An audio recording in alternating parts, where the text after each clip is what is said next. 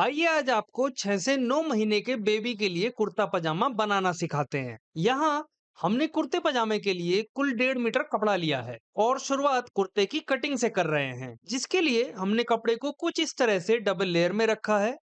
सबसे पहले ये लाइन कपड़े से तिरछापन निकालने के लिए खींची है और इस लाइन को ही हम शोल्डर लाइन कहकर भी पुकारेंगे। अब इस लाइन से 5.5 इंच दूर ये निशान आर्म होल के लिए लगाया है और अगर आसान भाषा में कहा जाए तो ये निशान चेस्ट लाइन के लिए लगाया गया है। इसके बाद शोल्डर लाइन से 16 इंच दूर हिप लाइन या कह लीजिए कुर्ते की लंबाई के लिए, जबकि 17 इंच पर यह निशान इसलिए लगाया गया है ताकि इस 1 इंच कपड़े को इस तरह से अंदर की तरफ फोल्ड किया जा सके। अब शोल्डर लाइन से 2 इंच नीचे गले की गहराई के लिए एक और निशान लगाया है। आइए अब इन सभी पॉइंट से होते हुए आगे की मार्किंग के लिए लाइंस खींच लेते हैं। इतना करने के बाद अब चेस्ट लाइन पर चेस्ट साइज 30 के लिए 7.5 इंच पर और वेस्ट लाइन पर भी सेंटर पॉइंट यानी कि यहाँ से इतनी ही दूरी पर निशान लगाया है।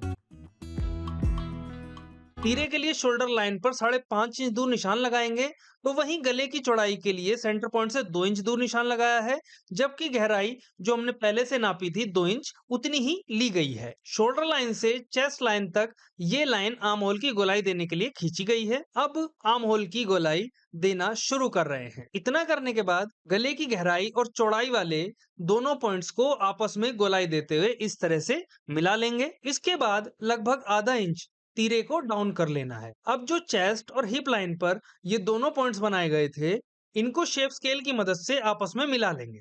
इस तरह से कुर्ते की मार्किंग हमने पूरी कर ली है।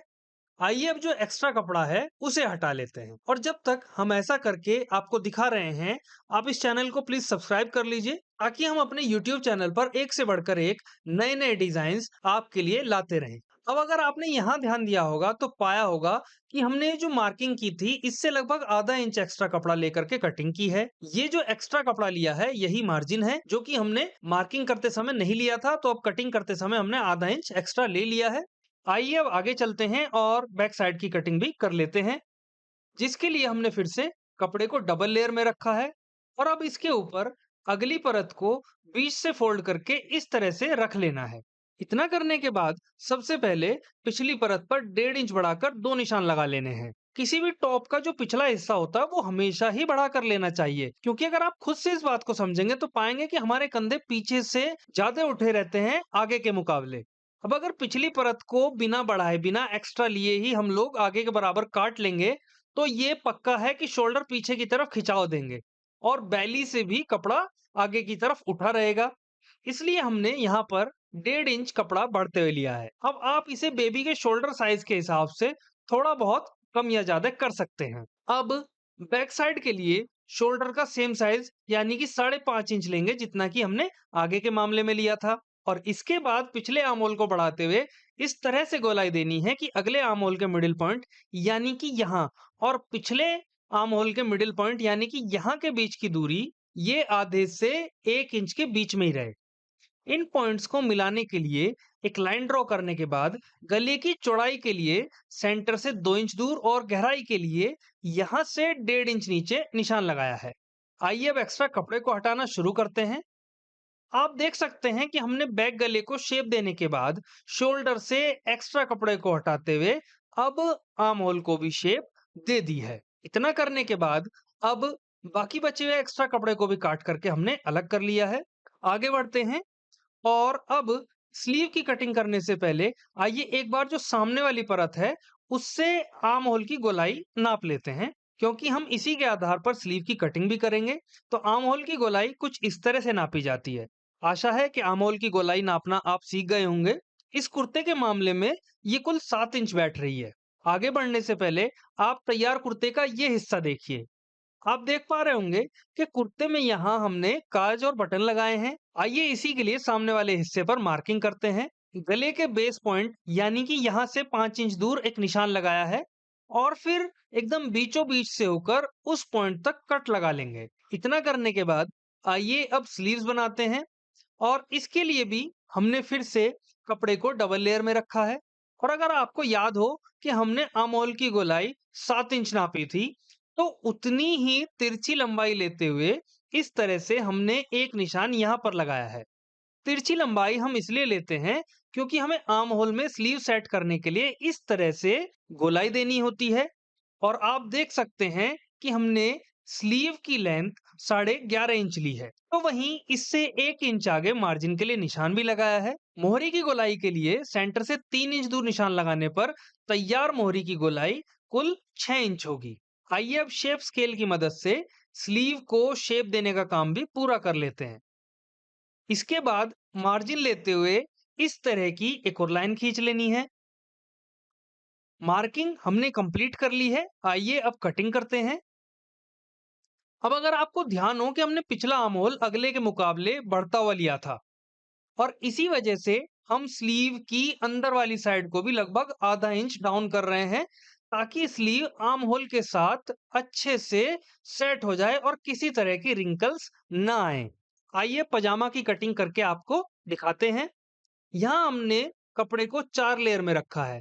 2 लेयर्स इस लेग के लिए और 2 लेयर्स इस लेग के लिए। सबसे पहले टेढ़े मेढ़े कपड़े को अलग करने के लिए एक लाइन ड्रॉ की है और इससे लगभग 1.5 इंच दूर ये लाइन खींची है। इसमें हम इलास्टिक को सिलने वाले हैं। पजामे की लंबाई के लिए 16 इंच दूर एक लाइन और उससे 1.5 इंच दूर मार्जिन के लिए दूसरी लाइन खींची है। जबकि इस लाइन से 7 इंच दूर क्रोच एरिया या कह लीजिए आसन के लिए निशान लगाया है। आइए अब सभी से होते हुए सीधी लाइंस खींच लेंगे ताकि आगे की मार्किंग में हमें सुविधा हो और वो आसानी से की जा सके। आप देख सकते हैं कि हमने किस तरह से बॉटम में मार्जिन के लिए 1.5 इंच और बेल्ट के लिए भी 1.5 इंच की डिस्टेंस लेकर के मार्किंग की है। इसके बाद हम हिप के लिए निशान लगा रहे हैं। पहला निशान 8 इंच पर लगाया है, तो वहीं इससे 1 इंच अंदर की तरफ यहां से 7 इंच की दूरी लेकर एक और निशान लगाया है। इतनी ही दूरी लेकर इस लाइन पर एक निशान यहां भी लगा लेना है।